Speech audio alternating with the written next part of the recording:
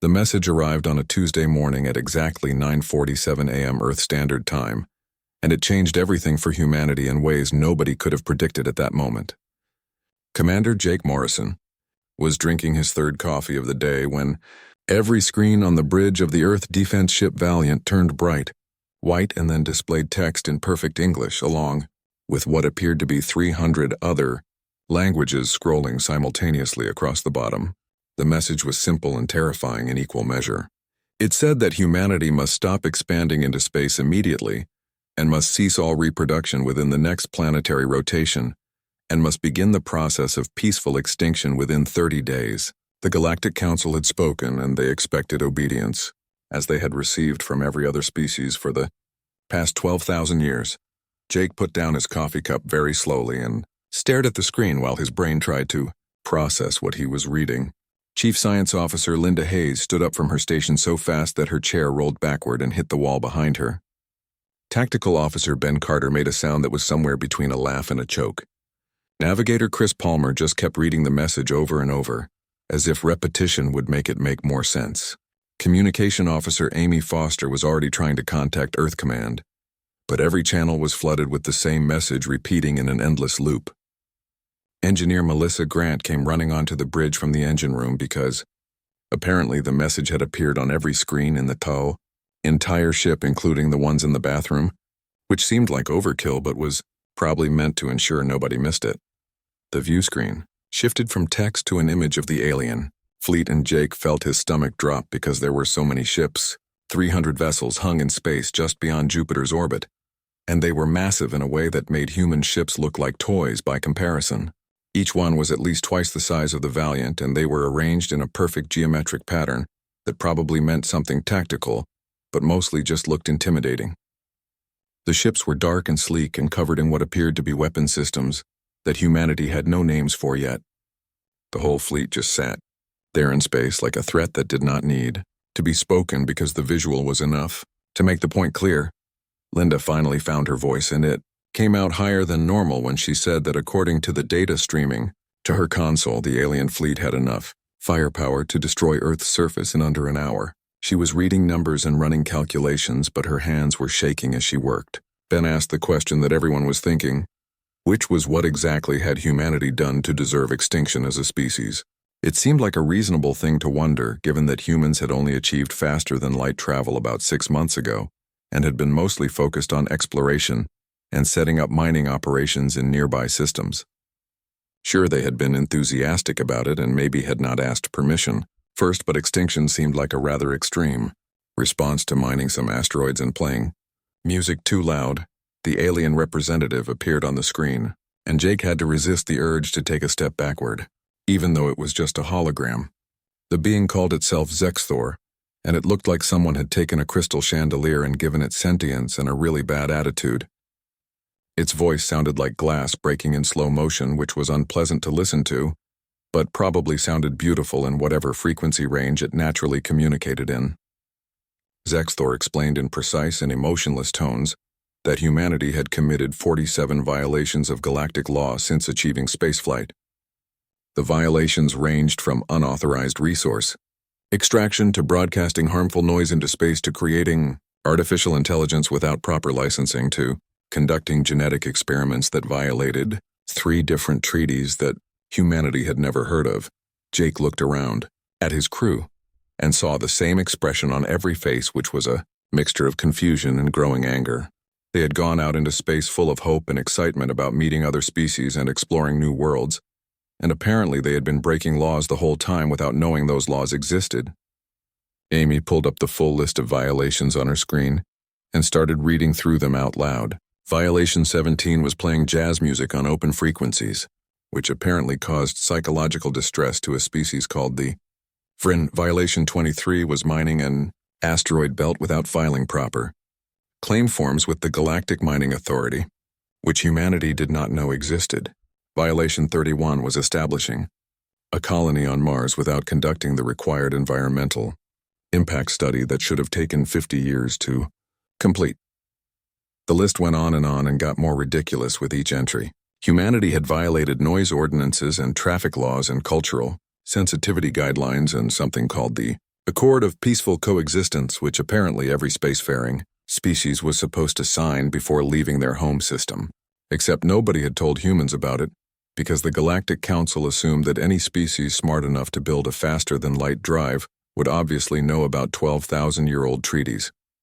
It was the bureaucratic equivalent of being arrested for not having a license that you did not know you needed in order to do something you did not know required a license. Zexthor gave humanity one planetary rotation to comply with the extinction order. The being explained that this was considered extremely generous by council standards because usually they just destroyed non-compliant species without warning. Humanity was being offered the mercy of a peaceful death, which should be accomplished by powering down all spacecraft and ceasing all life support systems, and generally just dying quietly without making a fuss.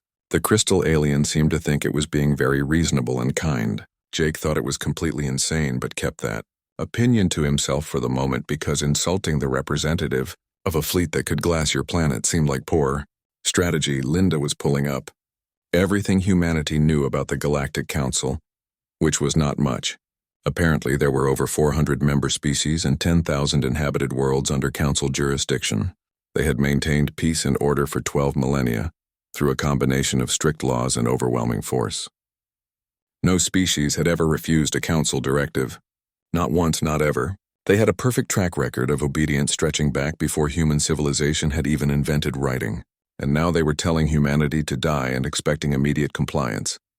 Jake made a decision and told Amy to open a direct channel to Earth Command. He needed orders, and he needed them fast because they had less than 24 hours before the Council expected humanity to start dying. The message went out on quantum channels and conventional radio and every other method of communication humanity had invented. Within minutes, replies started flooding back. Earth Command wanted a full briefing. The President wanted options. The military wanted targets. Scientists wanted data. Everyone wanted answers that nobody had. But the one thing that came through clearly in every message was that nobody on Earth was planning to die quietly just because some ancient alien empire said so. Jake looked at the alien fleet on his screen and then looked at his crew. These were good people who had signed up to explore the stars and protect humanity, and now they were facing an impossible choice: die peacefully or fight a battle they could not win. Except Jake was starting to realize that maybe those were not the only two options. Humans were good at finding option 3 when options 1 and 2 both looked terrible. They had been doing it for their entire history. When faced with ice ages, they invented fire. When faced with starvation, they invented agriculture. When faced with disease, they invented medicine. When told they could not fly, they built airplanes. When told they could not reach space, they built rockets. And when told they could not travel faster than light, they figured out how to fold space itself. So maybe when told to die quietly, humanity would find another answer. The emergency session at United Earth Command started 30 minutes after the alien message went out to every human in the solar system, and President Helen Garcia walked into the room knowing that she had to make a decision that would determine whether humanity survived or died. The conference room was packed with people from every nation and every branch of government and military. General Frank Bishop stood at attention near the main screen with his jaw clenched so tight that Helen thought his teeth might crack. Dr. Peter Yang from the Xenobiology Institute was frantically scrolling through data on his tablet. Ambassador Claire Richardson looked pale and kept adjusting her glasses. A dozen other officials filled the remaining seats, and they all turned to look at Helen when she entered because everyone knew that whatever happened next would be her call. Helen sat down at the head of the table and asked for reports, starting with military assessment. Frank pulled up a holographic display showing Earth's defensive capabilities compared to the alien fleet, and the numbers were depressing in their honesty. Humanity had 73 combat-capable ships scattered across the solar system. The aliens had 300 just in the fleet currently parked near Jupiter, and probably had thousands more across the galaxy. Human weapons were projectile-based and energy-based systems that had been designed to fight other humans. Alien weapons were things that humanity did not even have names for yet. The display showed probable casualties in red, and the entire planet of Earth was covered in red within the first hour of any conflict. Peter gave his report next, and it was somehow worse than the military assessment. He had been studying every transmission and interaction humanity had ever had with the Galactic Council, which admittedly was not many since first contact had only happened 6 months ago. What he found was that the Council operated on a system of absolute compliance. When they gave an order, every species obeyed immediately without question or negotiation. In 12,000 years of recorded galactic history, not a single species had ever told the Council no. Not once. The entire governmental structure of the galaxy was built on the assumption that Council directives were followed the same way gravity was followed. It was not a choice. It was just how things worked. Claire argued for diplomacy and negotiation, but her voice lacked conviction because even she could see that the Council was not interested in talking. They had delivered an ultimatum and set a deadline and clearly expected obedience. She suggested that humanity could appeal the decision or ask for more time, or try to explain that they had not known about galactic laws. Peter shook his head and said that the Council did not accept appeals. Once a decision was made, it was final.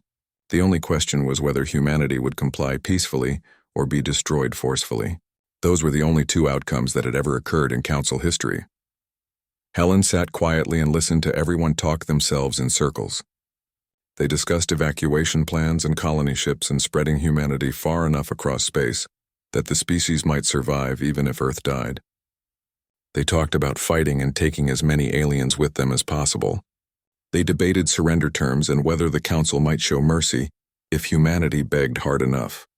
Every option was terrible and none of them felt right. Helen found herself thinking about her daughter Katie, who was 26 and working as an engineer on the Mars colony. She thought about her grandson Luke, who was 3 years old and loved looking at the stars through his toy telescope. She thought about the 7 billion humans on Earth, who had woken up that morning expecting a normal day and instead found out the universe wanted them dead. The discussion had been going on for nearly 40 minutes when Helen stood up and walked to the window. Below her, Geneva was going about its business because most people did not know yet what was coming. The news was spreading slowly as governments tried to figure out how to tell their citizens that alien gods had demanded extinction. Helen pressed her hand against the glass and felt the coolness of it against her palm. She made her decision in that moment, and it was not based on military strength or diplomatic protocol. It was based on something much more human. She turned back to the room and told everyone to stop talking. The silence was immediate and complete. Helen said that humanity would send a response to the Galactic Council, and that response would be drafted immediately. Claire asked what the response would say. Would they beg for mercy or negotiate for time or accept the extinction order? Helen smiled, and it was not a happy smile, but rather the smile of someone who had just decided to do something possibly insane, but definitely necessary. She said that humanity's response would be simple and clear and very, very human. The response was drafted by a team of linguists and diplomats and military advisors. But the core message came from Helen herself. It took 3 hours to finalize because everyone wanted to add something, or change something, or make it more diplomatic. Helen rejected every addition and every change. She wanted the message to be exactly 3 words long. Nothing more and nothing less. When people protested that 3 words was not enough for something this important, Helen reminded them that humanity's first message to the universe had been even shorter. When Voyager left the solar system, it carried a golden record with images and sounds and the simple declaration that humans existed and wanted to say hello. 3 words would be plenty. At exactly 2:34 p.m. Earth Standard Time, the response was transmitted on every frequency humanity could broadcast on. It was sent in every language the aliens had used in their ultimatum. It was beamed directly at the Council fleet and simultaneously broadcast in all directions across the galaxy. It was uploaded to every human ship and station and colony. Within seconds, it reached the alien fleet. Within minutes, it was spreading across the Galactic Council's communication network. Within an hour, it had reached species and worlds that humanity did not even know existed. The message said this and only this: "We will consider it."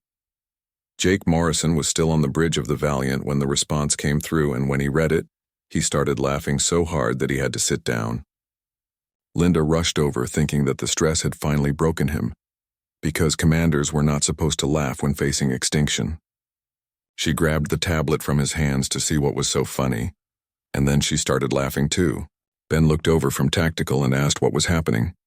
Jake wiped tears from his eyes and showed him the message. Ben read it twice and then grinned like a wolf. Amy transmitted the message exactly as ordered, and then turned to Jake and asked if Earth Command had lost their minds. Jake said probably yes, but in the best possible way. The beauty of the response was in its complete and utter ambiguity. We will consider it. Consider what exactly? Consider dying. Consider stopping expansion. Consider obeying. Consider the request. Consider the consequences. Consider all options. The message did not say no, but it definitely did not say yes. It was the most non-committal response possible while still being technically a response. It was bureaucratic genius wrapped in 3 simple words. It was humanity looking at an extinction order from an all-powerful galactic empire and responding with the equivalent of, "We will get back to you on that." The alien fleet's response was immediate confusion. Zexthor contacted the Valiant directly, and its crystal voice had taken on a tone that the translation software struggled to interpret, but that sounded something like bafflement. The alien asked what humanity meant by consider. Jake said that it meant exactly what it sounded like. Humanity would consider the Council's request and provide a formal response once considerations were complete. Zexthor asked how long considerations would take. Jake said that humanity would need to review all relevant information and consult with appropriate parties and conduct proper assessments. He made it sound very official and very bureaucratic and completely reasonable. What Jake did not say was that considerations could take days or weeks or months. He did not mention that humanity had just bought themselves time by refusing to give a definite answer. He did not explain that by saying they would consider it, humans had done something no species had ever done before. They had not said yes and they had not said no. They had created a third option that the Galactic Council did not have procedures for dealing with. In a government system that ran on absolute compliance, humanity had just introduced maybe. Zexthor disconnected the call, and Jake imagined that somewhere across space the Galactic Council was having an emergency meeting of their own. They were probably arguing about what to do with a species that had acknowledged their ultimatum, but had not agreed to it. After 12,000 years of instant obedience, they were facing something new. Uncertainty, delay, human stubbornness wrapped in polite language. Jake looked at his crew and said that Earth had just declared war on extinction itself using nothing but 3 words and bureaucratic ambiguity. Melissa asked if he thought it would work. Jake said he had absolutely no idea, but it was better than dying quietly. Linda pulled up projections showing that every hour humanity delayed was another hour for colonies to evacuate, and defenses to prepare, and scientists to study the alien technology.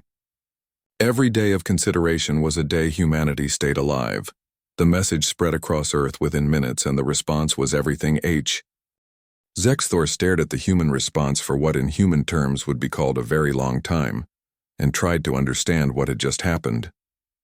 The crystalline being had existed for over 600 years, and had served on the Galactic Council for 300 of those years, and in all that time had never encountered a situation like this.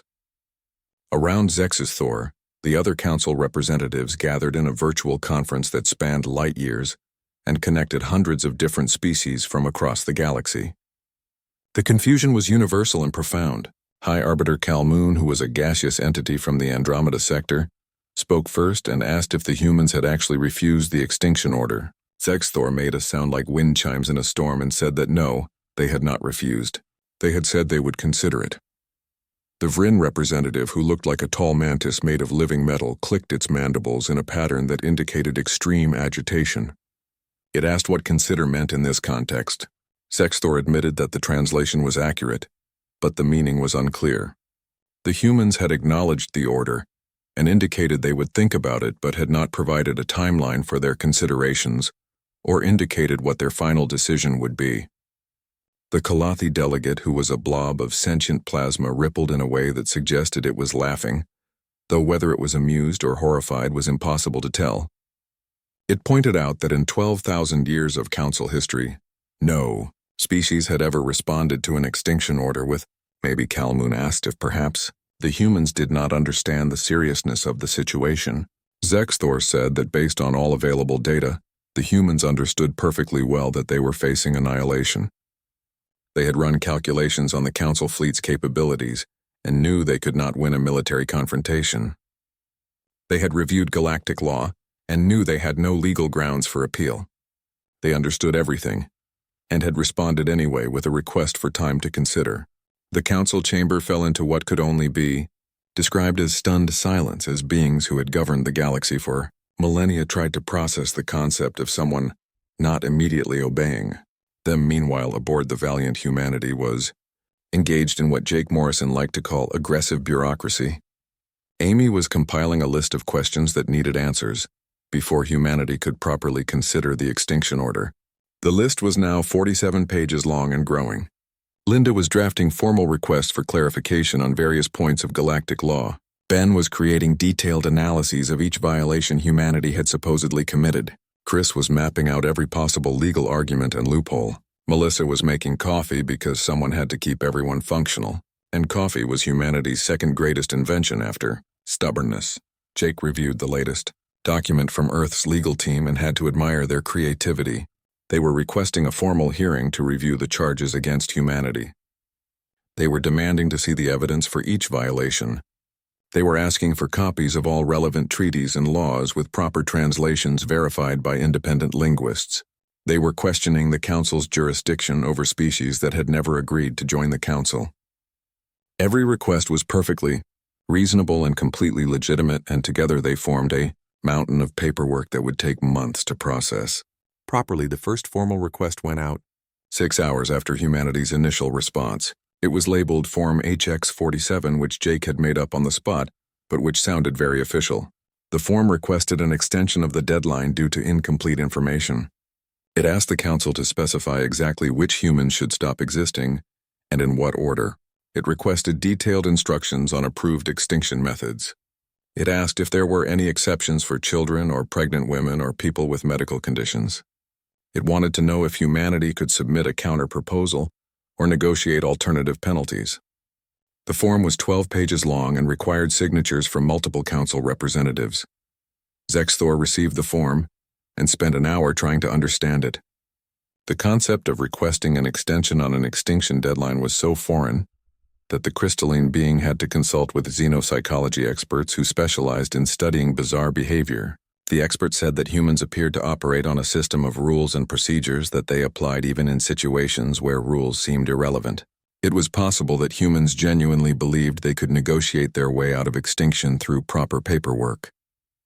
It was also possible that they were stalling for time. Either way, the Council was now faced with a formal request that technically deserved a formal response according to their own regulations. On Earth, the response was far from passive and involved a lot more than just paperwork. Every factory on the planet shifted to war production. Every shipyard began constructing new vessels using designs that were being created in real time by engineers who had not slept in 2 days. Every research facility focused on the single problem of how to fight an enemy that was thousands of years more advanced. President Helen Garcia coordinated everything from Earth. Command and refused to sleep, because she said she would have plenty of time to sleep when she was dead, which everyone hoped would not be. Soon, Colonel Greg Adams was overseeing construction of defense platforms in lunar orbit and pushing his teams to work faster than should have been possible. He stood in the control center watching the progress displays and calculating how many platforms they could get operational before the Council lost patience. His chief engineer, Kate Sullivan, told him they could have 20 platforms ready in 2 weeks if they cut some corners. Greg told her to cut all the corners and weld the pieces together with hope if that was what it took. Kate said that hope was not a structural material, but she would see what she could do. On Mars, Governor Dan Foster was coordinating the evacuation of non-essential personnel deeper into the solar system. The colony had originally been built to house 50,000 people but was currently cramming in twice that number as refugees arrived from Earth. Dan was working with colony leaders in the asteroid belt and the outer planets to spread humanity as far across space as possible. If Earth fell, then humanity would survive in scattered pockets that the Council would have to hunt down one by one. It would not be elegant, but it would buy time, and humans were very good at surviving in places they should not be able to survive. Back on the valiant, Jake received another transmission from the Council, and this time, Zexthor sounded distinctly irritated. The crystalline being asked why humanity needed detailed instructions on how to go extinct. Jake explained very seriously that humanity wanted to comply with all proper procedures, and therefore needed complete information. He said that different human cultures had different beliefs about death and the afterlife, and therefore the method of extinction needed to be culturally sensitive. He asked if the council had considered the environmental impact of 7 billion humans dying simultaneously. He wondered if there were forms that needed to be filed. Zexthor made a sound like breaking glass and said that humans were the most frustrating species the council had ever encountered. Jake took that as a compliment. The alien asked how long humanity needed to complete their considerations. Jake said that was difficult to estimate without all the necessary information, but probably at least several weeks. Zexthor said that was unacceptable. Jake said that humanity was committed to being thorough and doing things properly. He made it sound like humans were being responsible and cooperative, when in fact they were being deliberately difficult. The second wave of requests went out the following day. Humanity wanted a complete list of all violations with timestamps and evidence. They wanted to know which specific laws had been broken and what the exact wording of those laws was. They asked for the Council's legal precedents for extinction orders. They requested information about the appeals process. They wanted to know if there were any species that had successfully appealed Council decisions in the past. Every question was legitimate, and every question required research and documentation to answer properly. Linda worked with Earth's Synology teams to analyze the Council's responses, and what they found was fascinating. The Council was designed for efficiency and absolute authority. They made decisions and expected obedience. They did not have extensive appeals processes or review procedures, because those had never been necessary. Their entire legal system was built on the assumption that orders would be followed immediately.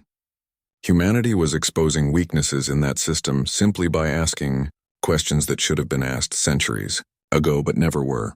By the third day, the Council was receiving dozens of formal requests and inquiries from humanity. The bureaucratic assault was relentless and perfectly legal according to the Council's own regulations. Every form was filled out correctly. Every request cited proper legal authority. Every question was reasonable on its surface. Together, they formed a wall of paperwork that the Council had no procedures for dealing with because no species had ever done this before. Humanity was weaponizing bureaucracy and turning the Council's own rules against them. Jake sat in the captain's chair and watched the alien fleet on his view screen. The ships had not moved since arriving, but their weapons were still active and trained on. 2 weeks after humanity said we will consider it, the Galactic Council did something it had not done in over 3,000 years and agreed to hold a formal hearing for a species facing extinction. The decision came after days of debate among Council members who were deeply divided on how to handle a species that refused to simply obey or die.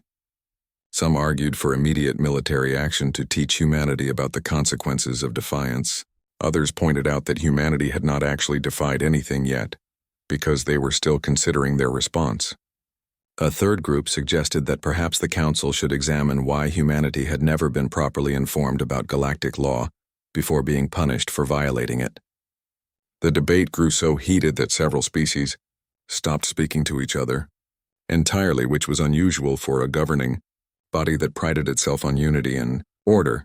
The hearing location was a neutral space station built hastily at the edge of Earth's solar system by construction crews from both humanity and the Council, working in uncomfortable proximity to each other.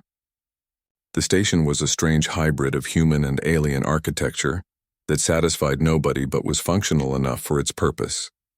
President Helen Garcia led the human delegation and brought with her commander Jake Morrison because he had been dealing with the Council longer than anyone else.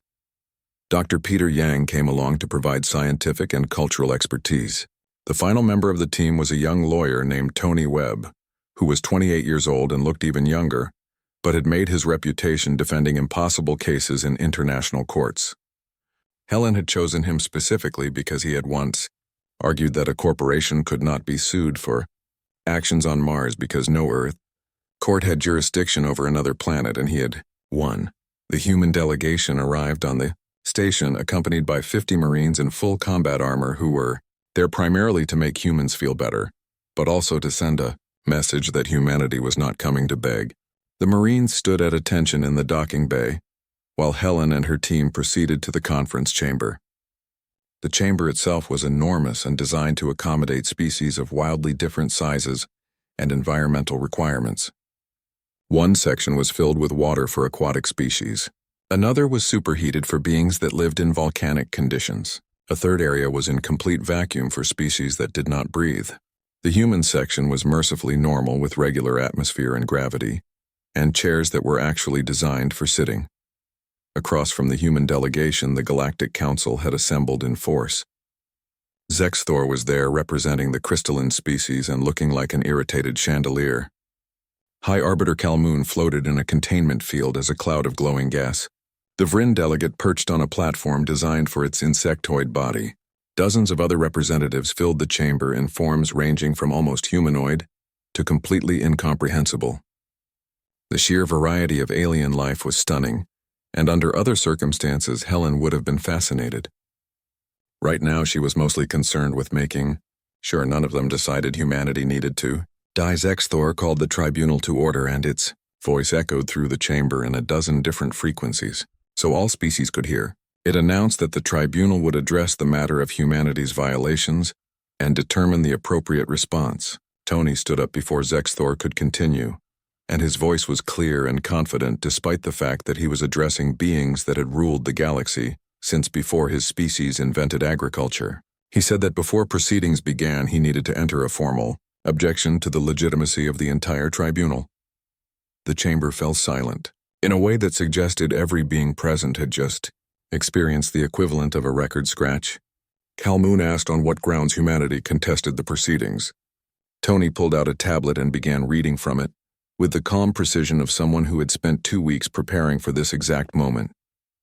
He stated that humanity had never agreed to join the Galactic Council and had never signed the Accord of Peaceful Coexistence and had never consented to being governed by council law.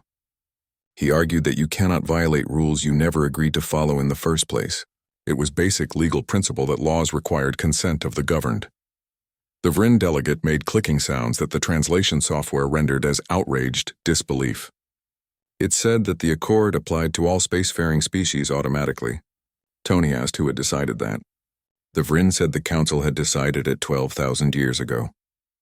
Tony asked if humanity had been consulted. The Vryn said humanity had not existed 12,000 years ago. Tony said exactly, and therefore humanity could not have agreed to terms set before they existed. He pulled up Galactic Law Section 4.7 on the main display and pointed out that it clearly stated all species must be offered council membership before being subject to council law. Humanity had never been offered membership. They had achieved faster than light travel, and 6 months later the council had shown up and started handing out violation notices. Zexthor's crystalline structure flickered through, colors that Peter's research suggested meant confusion, mixed with grudging respect. The alien said that all species requested council membership upon achieving spaceflight capability. Helen stood up and said that humanity had not requested membership because they had been too busy being excited about reaching the stars and exploring their neighboring systems. She pointed out that the council had never sent a welcome package or an information packet, or even a simple greeting. They had just assumed humanity knew about laws and treaties and regulations that had never been explained to anyone. Calmoon floated closer to the human delegation and asked in a voice like wind through caverns what exactly humanity wanted. Tony said they wanted the charges dismissed on grounds of improper notification. Helen said they wanted the council to acknowledge that demanding extinction without due process was wrong. Jake said they wanted an apology would be nice, but he would settle for not being threatened. Peter said they wanted to understand why the council thought it was acceptable to condemn an entire species for mistakes made in ignorance. The Vryn delegate rose up on its rear legs and its mandibles clacked rapidly. It said that humanity was not just ignorant but dangerous. It listed humanity's violations again, but this time with more context about why each one was concerning. Humans had achieved spaceflight and immediately began expanding in all directions without asking permission or checking if those directions belonged to anyone. They had established colonies on multiple worlds and moons without environmental assessments. They had begun extracting resources as if the entire galaxy was theirs for the taking. They had created artificial intelligence, which 3 previous species had done before accidentally creating AI that destroyed them. They had experimented with genetic engineering, which had led to catastrophic results for 2 other species. They broadcast noise into space constantly with no regard for who might be listening or what frequencies were reserved for emergency communications. Jake stood up, and his voice carried the frustration of 2 weeks spent being polite to beings that wanted his species dead. He said that yes, humanity had been reckless, but reckless was what humans did.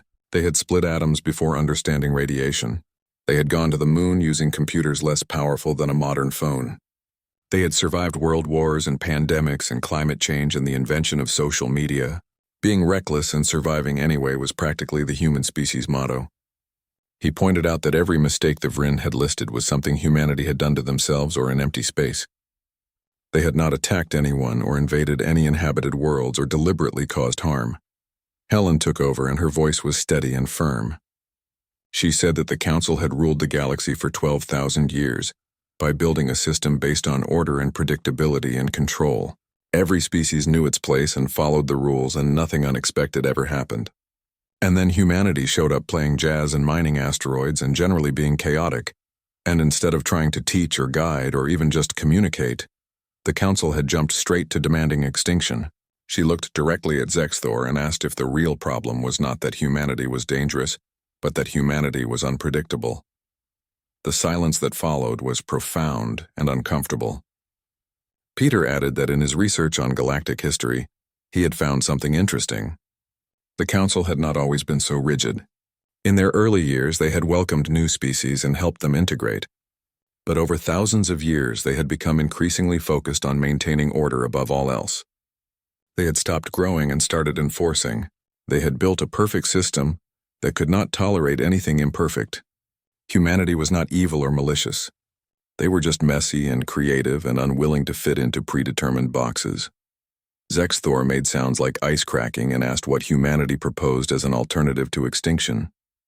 Helen said that humans wanted to join the galactic community, but as partners, not as servants. They wanted to learn the rules, but also wanted the right to question rules that did not make sense. They wanted to be part of something bigger than themselves, but they refused to stop being themselves in the process. Tony added that humanity was willing to make reasonable efforts to. The negotiations lasted 6 weeks, and during that time, humanity and the Galactic Council argued about everything from proper mining permits to whether jazz music constituted a weapon. There were moments when both sides nearly walked away, and moments when compromise seemed impossible, and moments when translators had to explain that certain human phrases did not mean what the aliens thought they meant. Tony Webb spent most of those 6 weeks running on coffee and determination, while he negotiated with beings that had been practicing law since before humans discovered fire. Helen Garcia attended every session and refused to back down on the core principles even when council representatives suggested that humanity was being unreasonable. Jake Morrison provided military perspective and occasionally reminded everyone that his fleet was still ready to fight if negotiations failed. Peter Yang acted as cultural mediator and spent a lot of time explaining why humans did things that seemed insane to species that valued order above all else. The final agreement satisfied nobody completely, which Tony pointed out was the actual definition of a good compromise. Humanity would join the Galactic Council as a provisional member, with a status that had to be invented specifically for them because no existing category fit. They would make reasonable efforts to comply with council law, but would not be punished retroactively for violations committed before they knew the rules existed. All previous charges would be dismissed with the understanding that humanity would attend mandatory classes on galactic law and customs. The Council would assign a permanent ambassador to Earth who would help humanity navigate the complex web of regulations that governed galactic society. In exchange, humanity agreed to stop expanding quite so aggressively, and to at least ask before mining asteroids and to add warning labels to their jazz broadcasts. The ambassador assignment went to Zexthor, which surprised everyone, including Zexthor, who had been hoping for a nice, quiet post somewhere peaceful. Instead, the crystalline being found itself assigned to humanity, with instructions to teach them how to behave in civilized galactic society. Zexthor accepted the assignment with what humans would recognize as the attitude of someone who had just been told to teach cats to follow traffic laws. The alien arrived on Earth 3 weeks after the agreement was signed, and spent the first day trying to understand why humans had built their capital city in a place that experienced winter. The second day was spent learning that humans had not one capital city, but dozens depending on which government you were talking to. By the third day, Zexithor was sending reports back to the council that mostly consisted of variations on the theme of what have I gotten myself into. 6 months after the crisis that nearly ended, Humanity Commander Jake Morrison attended the official signing ceremony that took place in orbit around Earth. The Valiant was there, along with the rest of Earth's fleet, and they floated in space, next to the Council fleet in a formation that suggested cooperation rather than confrontation. The ceremony was broadcast across both human and galactic networks, and watched by billions of beings who wanted to see the species that had negotiated with extinction and somehow survived. Helen signed humanity's name to the new accord using a pen that had been to Mars and back, because humans were sentimental about things like that. The council representatives added their own signatures or marks or energy patterns, depending on how their species recorded agreements. The whole thing took 2 hours and involved speeches in 40 different languages, and Tony fell asleep during the Kalathi delegates' address, which lasted 30 minutes and was entirely about proper resource allocation procedures. After the ceremony, Jake stood on the bridge of the Valiant and looked at the view screen showing both human and alien ships hanging peacefully in space. Linda came to stand beside him and said that the council was still terrified of humanity. Jake said good, because fear kept people honest and respect kept them civil. Humanity would earn the respect over time, but maintaining a healthy amount of fear was probably smart. Ben reported that several council species were already requesting to visit Earth and learn more about humans. Chris said that 3 human colonies had received communications from alien traders wanting to establish business relationships. Melissa announced that someone from a species called the Trell had sent a message asking if humans would be willing to share their music, because apparently not everyone found jazz disturbing. On Earth, the response to the new accord was mixed but generally positive. Some people celebrated that humanity had joined the galactic community. Others worried that the council would still try to control humanity too much. A few groups protested that humans should never have agreed to any restrictions at all. Most people just went back to their regular lives with the knowledge that the universe was bigger and stranger than they had imagined, but that humanity had earned its place in it. President Helen Garcia gave an address from Geneva that tried to capture the significance of what had happened. She said that humanity had been told to stop existing, and instead of accepting that verdict, they had argued and negotiated and refused to give up. She said that the agreement was not perfect, but it was fair, and that sometimes fair was good enough. Tony Webb found himself something of a celebrity after the negotiations ended and gave several interviews about what it was like to argue law with beings that had been alive for centuries. He told one reporter that the hardest part was not the legal arguments, but getting the aliens to understand that humans operated on a combination of rules and exceptions, and that the exceptions were sometimes more important than the rules. He said that the council had built a system that valued consistency above all else, but humanity valued adaptability. Getting them to accept that both approaches had merit took weeks of careful explanation and occasional shouting. Dr. Peter Yang published a paper on human and alien psychology that became required reading at every Xenology Institute on Earth. He argued that humanity's survival had not been due to superior technology or military strength, but rather to their willingness to create solutions that had never existed before. When faced with 2 bad options, humans invented a third option. When told the rules were absolute, humans asked who made the rules and whether those rules still made sense. When confronted with an impossible situation, humans made it possible through sheer stubborn refusal to accept impossibility. The paper concluded that humanity's greatest strength was not what they knew, but their willingness to question everything, including their own assumptions. Zexithor submitted a report to the Galactic Council 9 months after taking the ambassador position, and the report was remarkably honest about the challenges of working with humanity. The crystalline being wrote that humans were chaotic and unpredictable, and frequently did things that made no logical sense. They were also creative and adaptable, and surprisingly good at finding solutions to problems that other species considered unsolvable. Zexithor noted that humans had a saying about the best way to predict the future being to create it, and that this philosophy explained much about their behavior. They did not wait for permission to exist or thrive or expand. They simply did so and dared the universe to stop them. Whether this was admirable or terrifying remained unclear, but it was Certainly never boring. The report also mentioned that Zexthor had developed an unexpected appreciation for certain aspects of human culture. The ambassador had tried coffee and found it surprisingly pleasant, despite initial concerns about consuming hot liquids. Zexthor had attended a concert of classical music and discovered that not all human sounds were disturbing. The crystalline being had even begun to understand human humor, though actually finding it funny remained elusive.